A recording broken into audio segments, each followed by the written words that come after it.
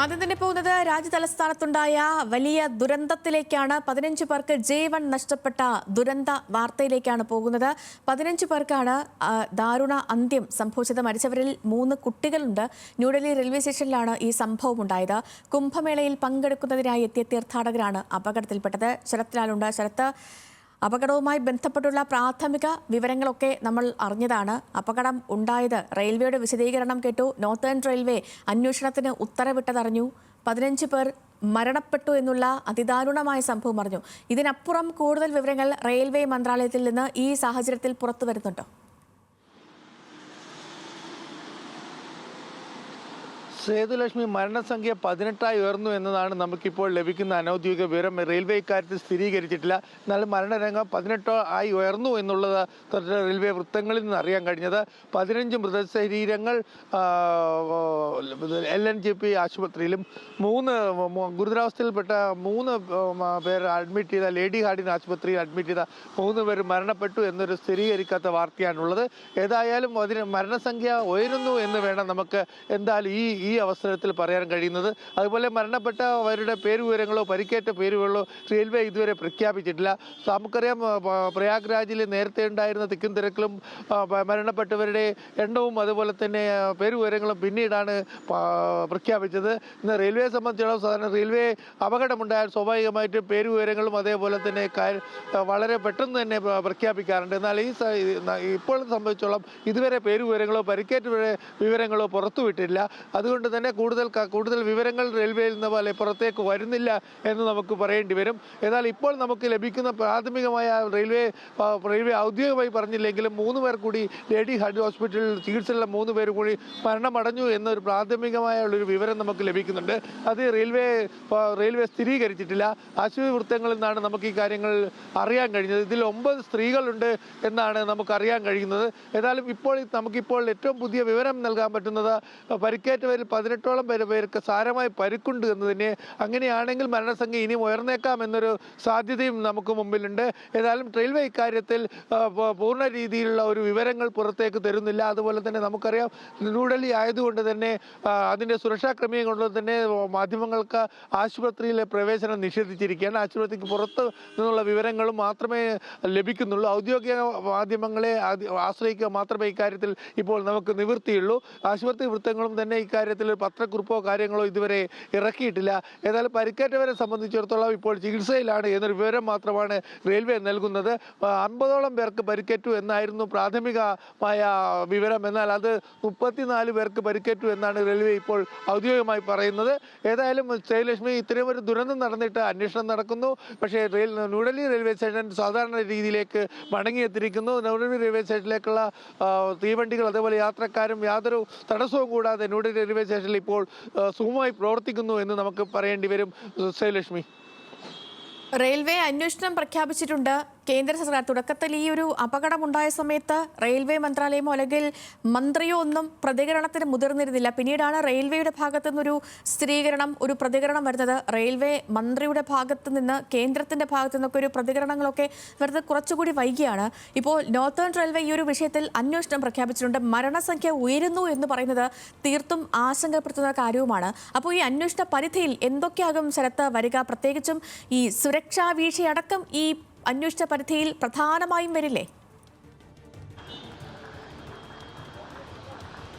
ശ്രീലക്ഷ്മി, അന്വേഷണ പരിധിയിൽ ഇവരെ ദുരന്തത്തിന് കാരണമായ കാരണങ്ങൾ എന്തൊക്കെയാണ്? സ്വാഭാവികം ന്യൂഡൽഹി റെയിൽവേ സ്റ്റേഷനിൽ ഇപ്പോൾ റെയിൽവേ സ്റ്റേഷനിൽ തിരക്ക് നിയന്ത്രിക്കാൻ റെയിൽവേക്ക് കഴിഞ്ഞില്ല എന്നതാണ് വളരെ പ്രധാനപ്പെട്ട ഒരു അന്വേഷണ പരിധിയിൽ വരുന്നൊരു കാര്യം. അതേപോലെ തന്നെ സ്ഥലത്ത് ഡ്യൂട്ടിയിലുണ്ടായിരുന്ന റെയിൽവേ പ്രൊട്ടക്ഷൻ ഫോഴ്സ് RPF എന്തുകൊണ്ട് ഇടപെട്ടില്ല തിരക്ക് നിയന്ത്രിക്കാൻ എന്നത് ഒരു അന്വേഷണ പരിധിയിലുള്ളൂ. അതേപോലെ തന്നെ എന്തുകൊണ്ടാണ് ഈ ദുരന്തമുണ്ടായത്, എന്തുകൊണ്ടാണ് ട്രെയിൻ വൈകാൻ കാരണം, വൈകിയ ട്രെയിൻ തന്നെ എന്തുകൊണ്ട് നേരത്തെ പ്ലാറ്റ്ഫോം ചേഞ്ച് അനൗൺസ് ചെയ്തില്ല തുടങ്ങിയ കാര്യങ്ങളൊക്കെ തന്നെ സ്വാഭാവികമായിട്ടും അന്വേഷണ പരിധിയിൽ വരും. ഇത് റെയിൽവേ സേഫ്റ്റി കമ്മീഷനാണ്, നോർത്തേൺ ഇന്ത്യയുടെ റെയിൽവേ സേഫ്റ്റി കമ്മീഷനാണ് അന്വേഷിക്കുക. RPFന്റെ DG അന്വേഷണ സംഘത്തിലുണ്ട്. ഏതായാലും ഇത് സംബന്ധിച്ചുള്ള മുഴുവൻ കാര്യങ്ങളും CCTV ദൃശ്യങ്ങളുണ്ട്. ന്യൂഡൽഹി റെയിൽവേ സ്റ്റേഷനിലെ പൂർണ്ണമായി ക്യാമറ കണ്ണിലുള്ളതാണ്. അതുകൊണ്ട് തന്നെ ദുരന്തത്തിന്റെ കാരണങ്ങളും ദുരന്തത്തിനിടയായ കാര്യങ്ങളൊക്കെ വളരെ എളുപ്പം തന്നെ റെയിൽവേക്ക് കണ്ടെത്താൻ കഴിയും എന്ന് തന്നെയാണ് നമുക്കറിയാൻ കഴിയുന്നത്. ഇന്നു തന്നെ പ്രാഥമിക റിപ്പോർട്ട് റെയിൽവേ മന്ത്രിക്ക് സമർപ്പിക്കും എന്നാണ് നമുക്ക് ഇപ്പോൾ ലഭിക്കുന്ന വിവരം. ഏതായാലും ഇന്നലെ രാത്രി തന്നെ അന്വേഷണം ആരംഭിച്ചു കഴിഞ്ഞിട്ടുണ്ട്.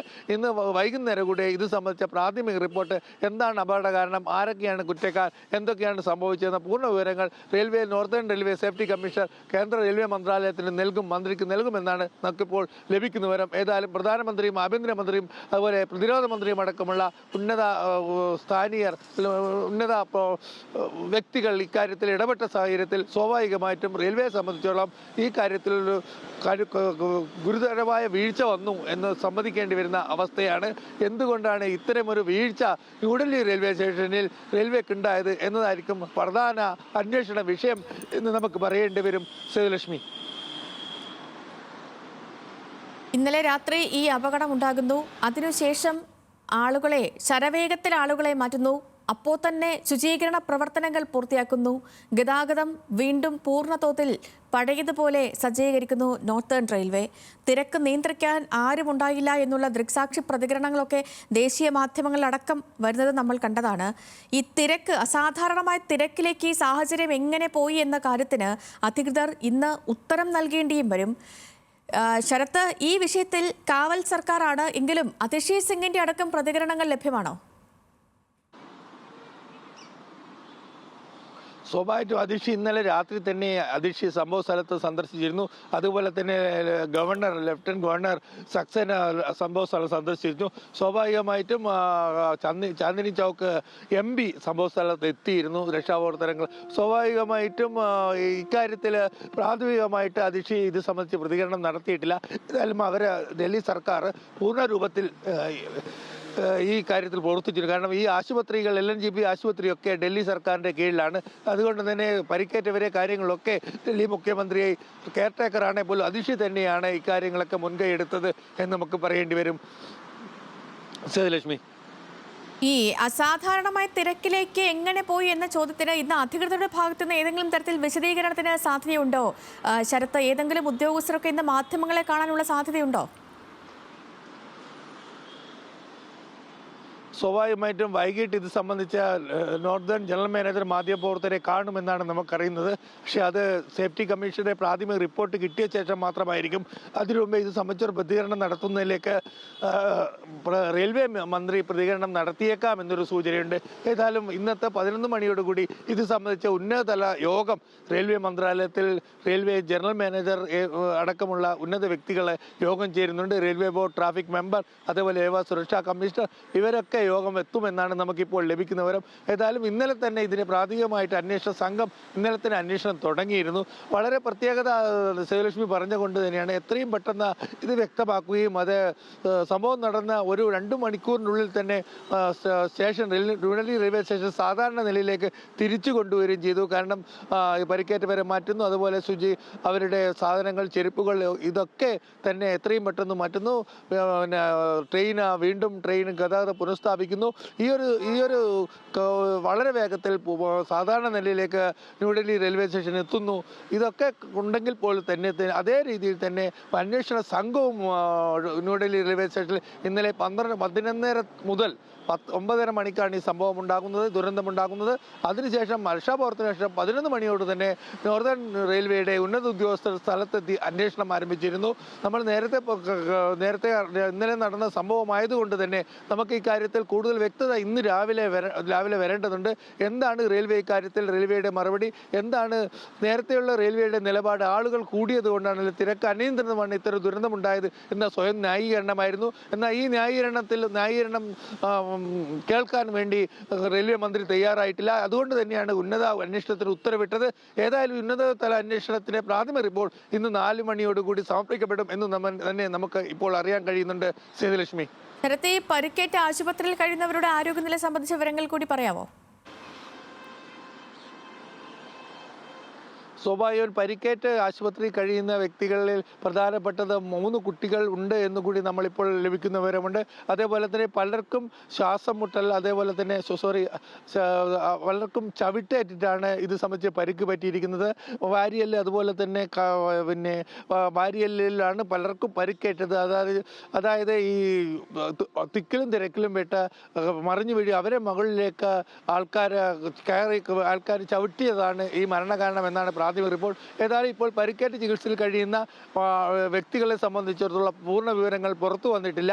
ആ വിവരങ്ങൾ പുറത്തു വരുമ്പോൾ മാത്രമേ ആരൊക്കെയാണ് പരിക്ക് പറ്റിയിരിക്കുന്നത്, ഏത് സംസ്ഥാനങ്ങളിൽ നിന്നുള്ള ആൾക്കാരാണ് എന്നീ കാര്യങ്ങൾ നമുക്കറിയാൻ പറ്റും. ഇപ്പോൾ ആശുപത്രി അധികൃതർ പറയുന്നത് ഗുരുതരമായി പരിക്കേറ്റ 5 പേരുടെ കാര്യത്തിൽ പുരോഗതിയുണ്ട്.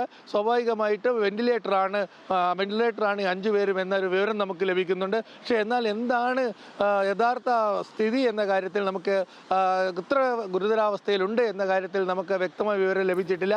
അത് അല്പസമയം കൊണ്ട് നമുക്ക് ലഭിക്കുമെന്ന് തന്നെ പറയേണ്ടത്. കാരണം മെഡിക്കൽ ബുള്ളറ്റിൻ LNGP പുറത്തിറക്കുമെന്ന് തന്നെയാണ് നമുക്കിപ്പോൾ അറിയുന്നത്. എന്നാൽ റെയിൽവേ ആശുപത്രിയിലല്ല ഇവരെ പ്രവേശിപ്പിച്ചത് എന്ന് നമുക്ക് അറിയാം.